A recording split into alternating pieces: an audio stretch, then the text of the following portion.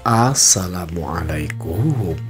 Bertemu lagi di channel ini bersama Kang Dagol. Kita lanjutkan dongeng Raga Sukma. Di episode sebelumnya, Kang Dagol menceritakan tentang keadaan Kang Ruyung, Kang Unang, Kang Dudung, dan juga si Jalu dan orang-orang saudagar yang akan mengirim barang ke kota, namun dicegat oleh perampok. Bagaimanakah kelanjutan ceritanya? Mangga ka sadayana cara ketan.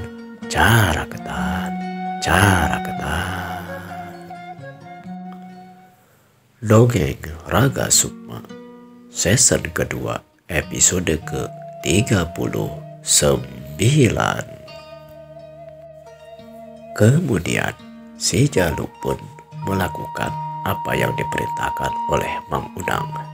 Dan memang sebenarnya ramuan yang diberikan kepada si Jalu pun adalah sebelumnya dicarikan oleh si Jalu. Pada hakikatnya si Jalu memang benar-benar menolong Bang Ruyung, sebab Kang Unang hanya memberikan jampe saja. Kemudian orang-orang yang lain pun selanjutnya berkumpul setelah memeriksa keadaan masing-masing, dan rupanya yang memang paling parah adalah Kang Ruyung karena kakinya sampai luka dan berdarah. Yang lainnya seperti para prajurit hanya mendapatkan pingsan, walaupun ada 2 orang yang giginya salah satu ungar ataupun hampir copot, tapi tidak sampai copot. Saking kerasnya dipukul, digitik oleh Mang Kalong Tea.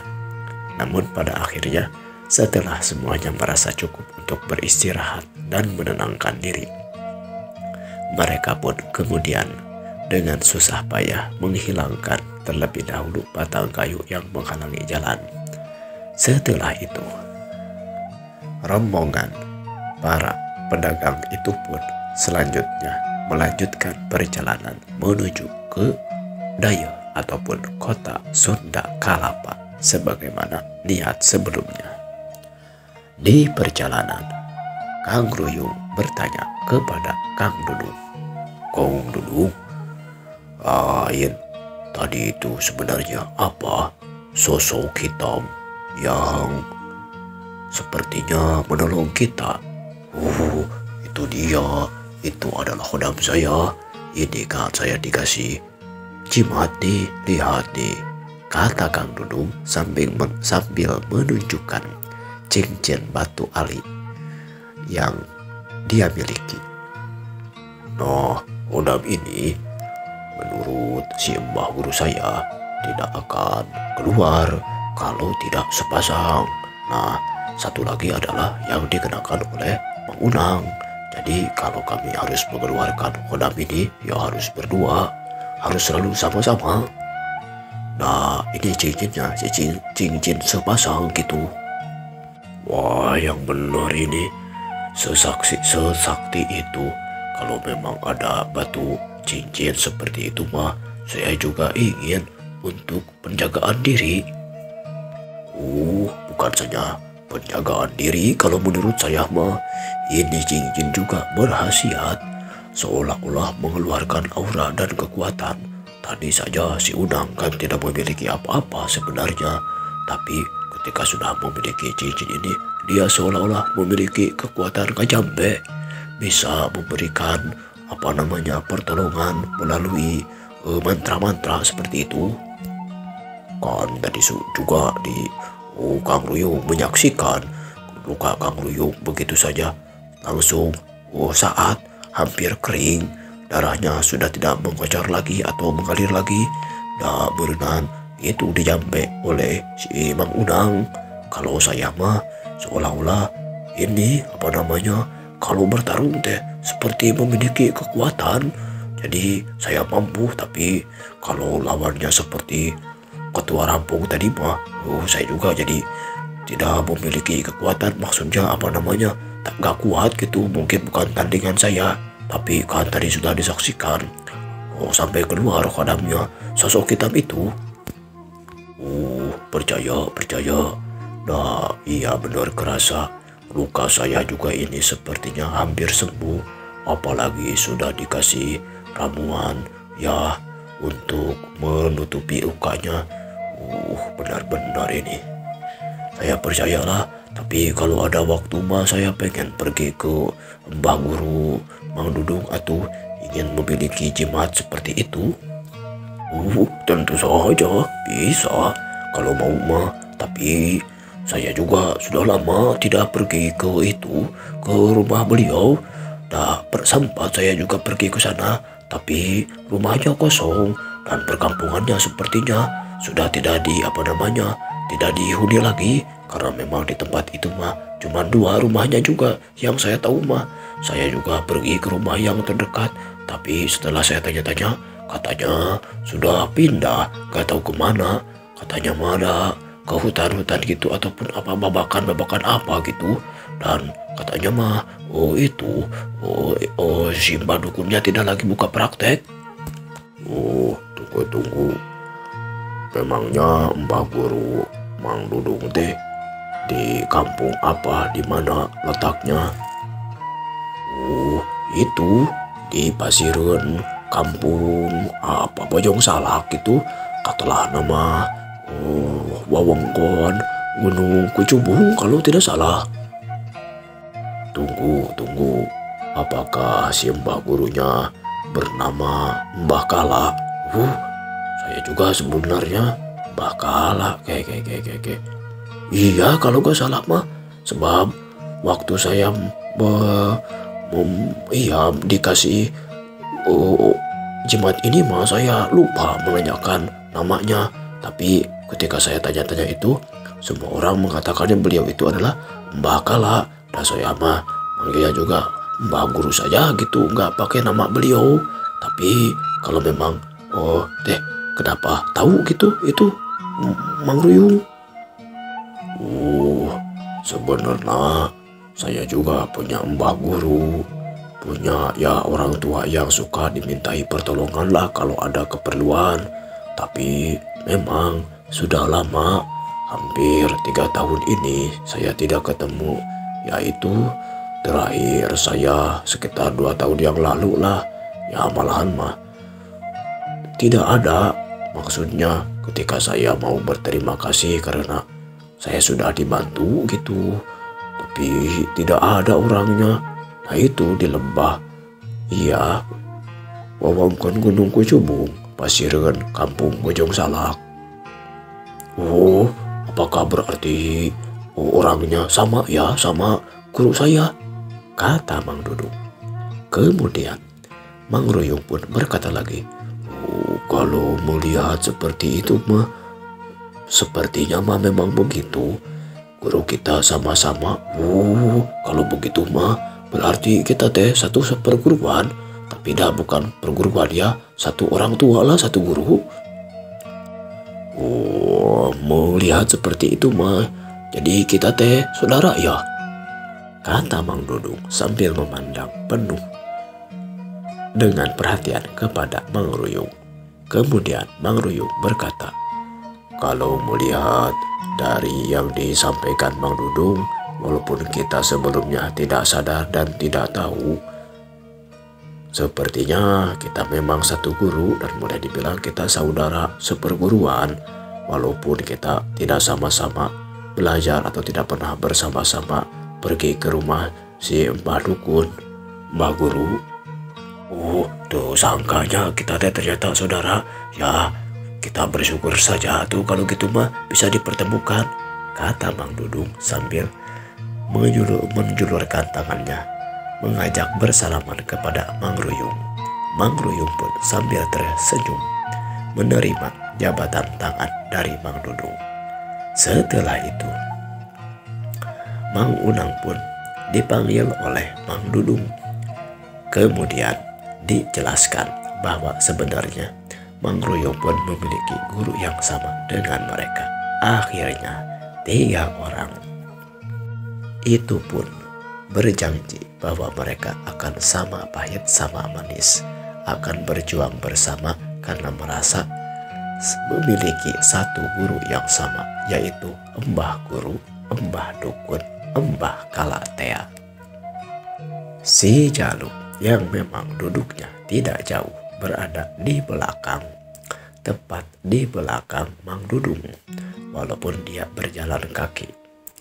Karena Mang Dudung dan Mang Ruyung berada di atas kereta Padati, Mang Dudung bermaksud menemani Mang Ruyung Tea.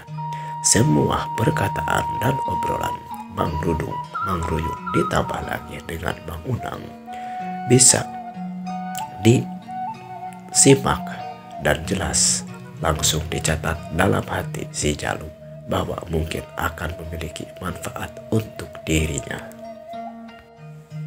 Singkat cerita, sampailah rombongan pedagang itu pun di kota Sunda Kalapa.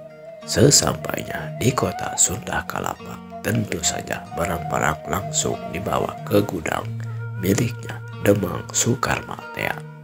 Setelah diturunkan, kemudian Mang Ruyung dipanggil oleh Ki Demang Sukarma.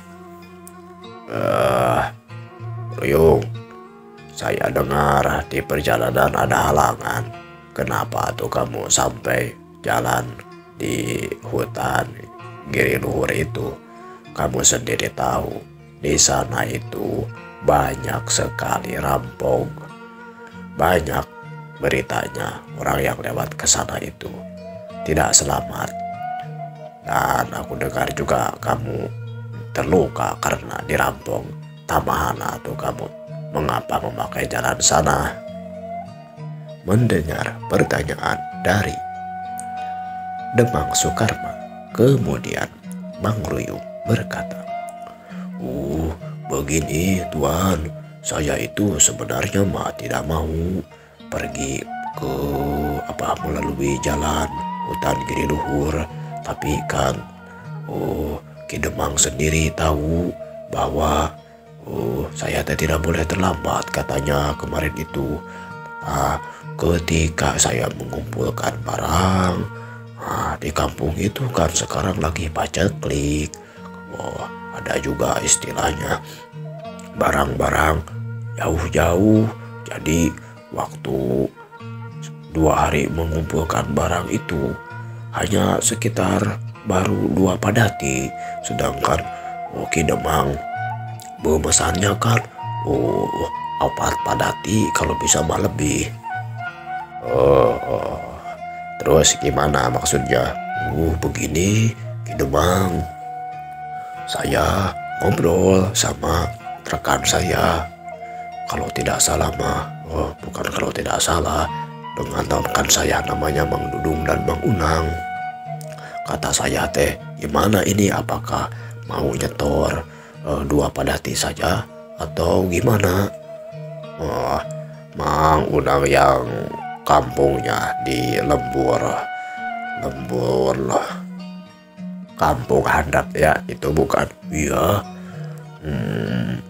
Terus gimana? Ya kan mereka berdua teh seolah-olah pekerja tuan lah untuk mengamankan barang-barang dan juga mengangkut barang-barang.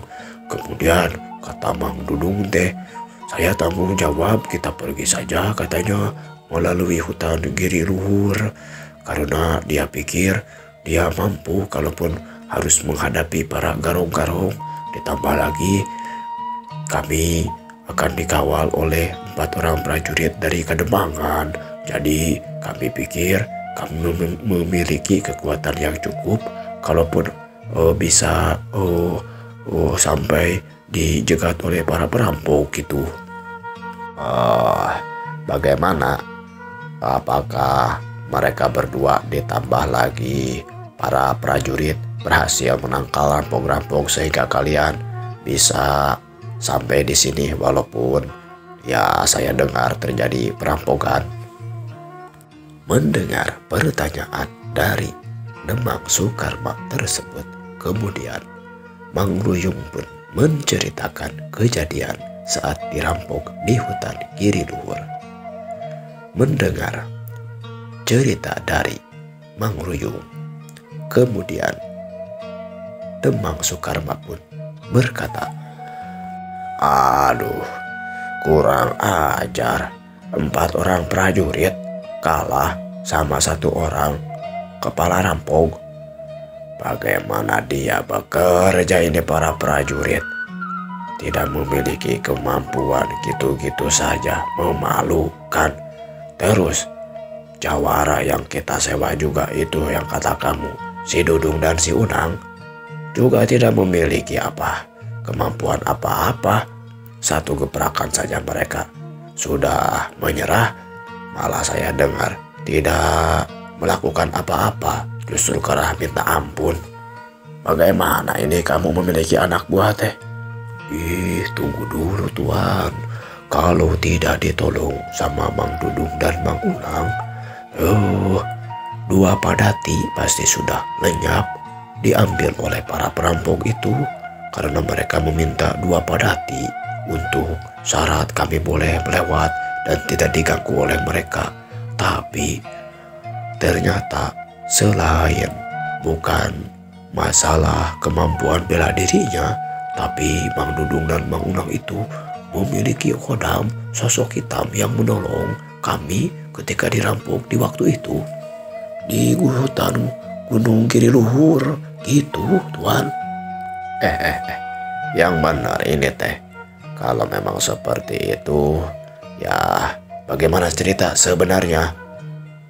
Begini Tuan. Kemudian diceritakanlah ketika ada sosok hitam yang diakui oleh Mang Dudung dan Mang Unang sebagai khodam daripada cincin yang mereka miliki. Mendengar perkataan Mang Ruyung tersebut, kemudian Demang Sukarma pun berkata, "Kalau begitu saya jadi tertarik, ingin memiliki jimat yang sama, pegangan yang sama dari Mang Dudung dan Mang Unang ini. Kalau begitu mah, kamu suruh mereka berdua ke sini. Saya ingin bertemu dengan mereka berdua." Singkat cerita, Mang Dudung dan Mang Unang pun menghadap ke Demang Sukarma. Kemudian Demang Sukarma berkata, "Mang Dudung, Mang Unang, sebelumnya saya berterima kasih. Menurut cerita dari Mang Ruyung, kalau saja tidak ada pertolongan dari kalian berdua, terutama dari khodam jimat kalian berdua, mungkin barang-barang saya akan coceng ataupun berkurang. Tapi berkat pertolongan kalian berdua, seolah-olah selamat walaupun harus terjadi pertarungan dan beberapa orang terluka termasuk Mang Ruyung. Tapi saya tertarik dengan jimat yang kalian miliki. Bagaimana fungsinya dan dari manakah kalian memilikinya? Kalau bisa saya pun ingin memiliki jimat tersebut. Dan kalau memang dijual, saya juga ingin kalian menjualnya. Saya akan beli dengan harga berapapun. Yang penting saya memiliki uangnya lah." Mendengar perkataan dan keinginan dari Demang Sukarma, kemudian Mang Dudung pun berkata, Tuan, gimana ya? Kalau dijual mah tidak bisa Tuan. Dan kalau menurut Simbah Guru mah, kalaupun ini dijual, mungkin tidak akan memiliki faedah. Ataupun tidak akan, istilah nama cocok, tidak akan berjodoh dengan orang lain mah, belum tentu gitu. Sebab cincin jimat ini mah sudah dijodohkannya kepada saya dan si Unang. Kalaupun istilahnya Tuan mau mah, kita harus menemui Simbah Guru. Tapi yang saya tahu Simbah Gurunya sudah pindah dan tidak tahu berada di mana tempat ataupun rumahnya. Dan saya pikir mah karena beliau sudah tua, mungkin saja sudah meninggal. Gitu pikiran saya mah. Mendengar cerita dari Mang Dudung. Kemudian Mang Ruyung pun berkata, "Begini Tuan, setelah sebelumnya saya ngobrol dengan Mang Dudung, ternyata Mbah Guru Mang Dudung teh sama dengan Mbah Guru saya, dan orang yang sama juga yang sebelumnya dimintai pertolongan oleh Tuan ketika ya Tuan memiliki keperluan-keperluan beberapa tahun yang lalu teh geningan Tuan." "Oh, maksudnya orang yang sama dengan Mbah Guru kamu yang menolong saya, itu juga Mbah Gurunya Mang Dudung dan Mang Unang, begitu maksudnya?" "Iya Tuan, seperti itu." "Wah, susah tuh ya. Kalau memang saya tahu ternyata Mbah Guru itu memiliki jimat pegangan seperti ini, kenapa dulu saya juga tidak minta ya? Kenapa kamu tidak cerita tuh Ruyung bahwa Mbah Gurumu memiliki bisa memberikan itu jimat yang sehebat itu?" Saya juga baru tahu dari Mang Dudung, dan seolah-olah baru kenal dengan maksudnya bukan baru kenal dengan Mang Dudung, baru tahu Mang Dudung teh seguru dengan saya gitu. Kalau begitu mah ya seolah-olah kita memiliki orang tua yang sama dengan Mang Dudung dan Mang Unang, satu guru yang sama. Wah, kalau begitu mah berarti kamu anak buah saya Ruyung, dan kalau memang satu guru berarti Mang Dudung dan Mang Unang pun seolah-olah anak buah saya juga kalau dalam hal seperti ini mah. Gitu Tuan, kalau memang Tuan bisa paham dan mengerti, ya terima kasih, kata Mang Ruyung. Mendengar perkataan Mang Ruyung seperti itu, kemudian Demang Sukarma berkata, "Begini, kalau menurut saya, Mang Ruyung mah tetap saja lakukan tugas Mang Ruyung sebagaimana biasanya. Mang Dudung juga kalau memang tidak ada pekerjaan khusus dari saya, ya kerjakan saja sebagaimana biasanya, membantu untuk kelancaran bisnis saya, terutama masalah mengantar para pedagang mengantar barang dari kampung ataupun mencari barang dari kampung sampai ke kota. Tapi saya memberikan pada saat ini mau minta tolong kepada Mang Ruyung, Mang Dudung dan Mang Unang." "Wah, memangnya mau minta tolong apa?" kata Mang Unang berkata. "Begini Mang Unang, Mang Dudung, terus terang saya tertarik dengan jimat Mang Unang dan Mang Dudung kalau memang memiliki kemampuan seperti itu. Tapi kalau harus tadi membeli jimat yang itu, cincin sepasang itu yang Mang Dudung dan Mang Unang miliki, tadi kata Mang Dudung, ini sudah dijodohkan. Jadi kalaupun saya beli, tidak akan memiliki dan belum tentu memiliki faedah untuk saya. Artinya boleh jadi camal dan apes, tidak bermanfaat, tidak memiliki efek kepada saya." Kenapa tidak memiliki efek? Kalau mau beli lotek mah pergi saja ke warung, gampang pan, itu banyak efek. Apa ini? Ini mah efek ataupun berpengaruh, bukan lotek di warung. Gimana ini Mang Unang teh? Kirain teh sama ya dengan lotek, tapi apa sama juga dengan ikan asin yang tipis itu geningan, yang kalau digoreng teh enak nih di kriuk-kriuk garing. Ada-ada saja itu mah pepetek ikan asin. Dengar dulu Mang Unang, jangan kemana-mana ngomong dan mikirnya. Saya mau menjelaskan tentang masalah jimat ini. Oh, maaf Tuan. Kemudian Mang Dudung pun berkata, cicing kamu mah. Ini serius ini. Si Tuhan Demang mau minta tolong. Sepertinya mah dengarkan dulu.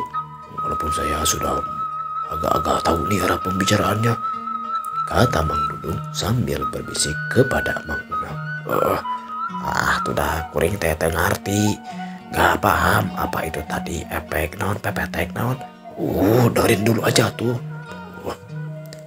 Kemudian Demang Sukarma pun berkata lagi, ya sudahlah, begini, usahakan Mang Dudung dan Mang Unang cari laratan ataupun bagaimana keadaan si Mbah Dukun ini, si Mbah Guru. Apakah memang pindah? Kalau pindah kemana? Kalau memang katanya ada, yang saya tahu dari Mang Ruyung mah sudah tua, kalaupun sudah meninggal ya jelas, tapi buktikan juga kuburannya di mana. Intinya tolong cari tahu. Dan mudah-mudahan saja beliau si Mbah Guru ini masih hidup, karena saya ada lagi sesuatu yang perlu bantuan dari beliau. Ini si Ruyung katanya nyari-nyari tetap gak ketemu. Ya kali-kali saja kalau dicari sama Mang Dudung dan Mang Unang mah istilah nama bisa ketemu. Mendengar permintaan dari Ki Demang, kemudian Mang Unang berkata lagi, kalau masalah nyari si Mbah Guru mah gampang-gampang saja Tuan. Tapi kan saya teh punya istri di kampung, punya itu juga punya anak. Terus kan kalau pergi jauh-jauh kan saya jadi tidak bisa usaha. Saya juga tidak bisa memiliki penghasilan. Kalau saya tidak memiliki penghasilan kan saya tidak bisa membeli barang-barang untuk keperluan. Kalau tidak memiliki barang-barang untuk keperluan sehari-hari, nanti istri saya marah. Kalau istri saya marah berarti saya akan dimarahin. Kalau udah Mang Unang. Saya paham apa yang dimaksud oleh Mang Unang. Begini Mang Unang dan Mang Dudung, saya akan berikan 1 hari 1 kati. Itu sama dengan kalian kalau bekerja 2 hari. Jadi dihitungkan saja. Berarti setiap hari saya akan memberi Mang Unang 1 kati, Mang Dudung juga 1 kati untuk upah kalian mencari Mbah Guru. Nah, ini ada serajut uang. Ini jumlahnya ada 20 kati. Jadi kalau mungkin di perjalanan sudah habis ataupun uangnya lagi tanggung, lanjutkan saja perjalanan. Kalau mau pulang lagi mencari uang, boleh ke saya lagi, ke sini lagi. Tapi kalau lagi tanggung misalnya mau 20 hari, saya akan akan berikan uang sisanya kepada Mang Dudung dan Mang Unang. Intinya hitungkan saja. Kalau sampai ketemu, saya akan berikan uangnya ditambah dengan 2 rajut, masing-masing 1 rajut uang emas, koin emas dari saya. Kalau ketemu dalam keadaan hidup si Mbah Gurunya. Kalau memang sudah meninggal, berarti saya harus tahu di mana kuburannya. Kalau mengada-ada, misalnya ternyata dekat 5 hari saja sudah ketemu, tapi Mang Dudung dan Mang Unang mengada-ada pergi lama-lama hanya untuk mendapatkan uang tambahan dari saya. Kalau saya tahu kuburannya atau tahu tempatnya, ternyata Mang Unang mengada-ada, tunggu hukuman dari saya. Paham Mang Unang, Mang Dudung? Kemudian Mang Dudung berkata, Tuan atuh tidak berani kalau harus berbohong kepada Tuan mah. Begini saja Tuan, saya saya sanggupilah untuk mencari si Mbah Guru.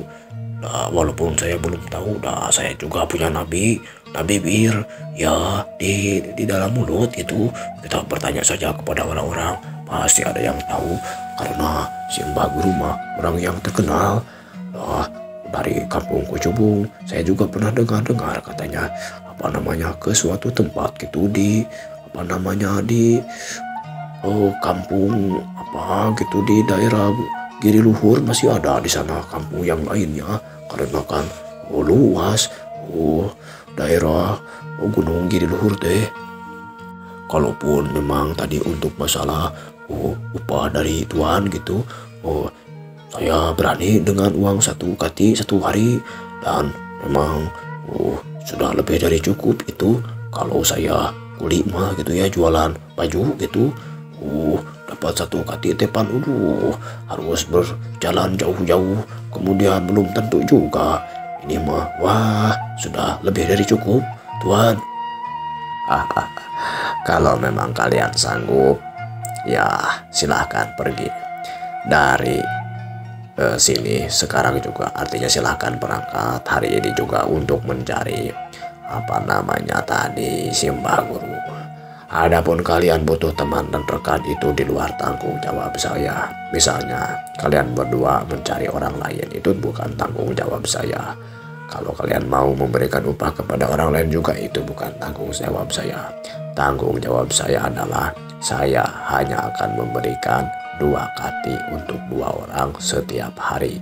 Ini ada 2 rajut. Isi masing-masing 1 rajut adalah 10 kati untuk 10 hari ke depan. Kalau sudah waktunya cukup, kembali lagi. Tapi kalau sampai 1 bulan tidak ada hasil, saya hentikan. Jadi saya kasih waktu kalian 30 hari untuk mencari keberadaan si Mbah Guru. Kemudian Mang Unang berkata, kalau sudah 30 hari ternyata belum ketemu juga, gimana ini tuan? Kalau sudah 30 hari tidak ketemu juga, berarti kamu atau kalian berdua tidak bekerja. Kalau tidak bekerja, saya akan minta pertanggungjawaban. Ya sudah, tidak apa-apa kalau memang tidak ketemu mah.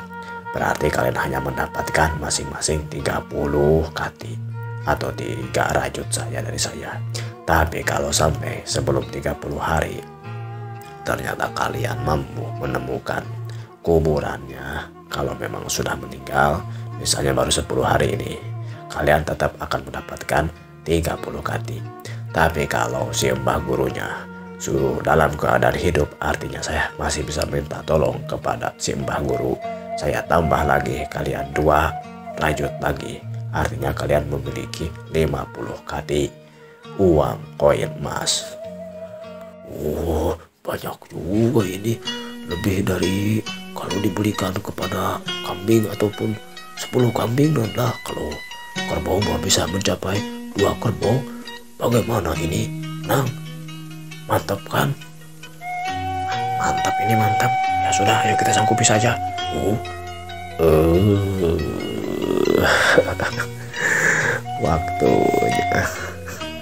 Waktunya sudah cukup untuk episode kali ini. Disimak saja di episode selanjutnya. Like, komen, dan subscribe-nya di atas Kang Dagol. Kang Dagol juga ingin menyampaikan terima kasih kepada yang sudah subscribe, komentar, dan juga share-nya di atas Kang Dagol. Kemudian Kang Dagol juga ingin memberikan bewara kepada para penyimak yang katanya ingin mendengarkan dongeng versi bahasa Sunda dari Kang Dagol. Mangga diantos wae, insya Allah bade rilis atau tayang di sasi Maret. Kinten ngawitan sasi Ramadannya di tahun ieu. Mugia teu aya halangan sareng Kang Dagol tiasa mancan dongeng Raga Sukma atau dongeng nu engal kalawan teu aya halangan harukanana. Kita bertemu lagi di episode selanjutnya. Wilujeng patepang deui.